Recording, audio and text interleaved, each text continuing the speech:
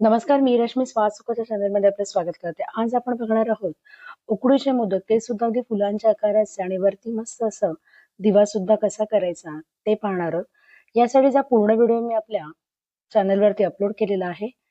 तो आपण बघून घेऊ शकता आपल्या स्वाद सुखाच्या चॅनलमध्ये. इथे मी पिठाच्या गोळा घेऊन त्याच्यामध्ये एक वाटी तयार केली आणि त्यामध्ये आपण जे ओल्या खोबऱ्याचं सारण तयार केलेलं आहे, जो चव आपण म्हणतो तो भरलेला आहे. नंतर आपण त्याला पाकळ्या नॉर्मल आपण जसे मोदक करतो तशाच ह्या पाकळ्या आपण करून घेणार आहोत. प्रत्येक पिठाचा थोडासा भाग आपण बाहेर खेचून त्याला थोडा प्रेस करून आपण त्या पाकळ्या करून घेणार आहोत. पिठाचा गोळा मात्र आपण थोडासा नॉर्मल गोळ्यापेक्षा थोडासा जास्त घेतलेला आहे.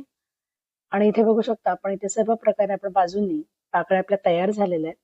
नंतर आपण मोदक वरच्या बाजूने निमुळता करून तो प्रेस करून थोडासा दाब देऊन त्याचं वरचं तोंड बंद करणार आहोत. वरती थोडंसं छोटंसं अगदी फूल तयार होतं आपण बघाल इथे. आणि खालच्या बाजूला ज्या पाकळ्या ज्या आपल्या होत्या त्यातल्याच प्रत्येक पाकळीच्या थोडासा पिठाचा भाग आपण दाब देऊन बाहेरच्या दिशेला काढून नंतर आपण तिथे फुलाचा त्याला आकार देऊन घेतलेला आहे.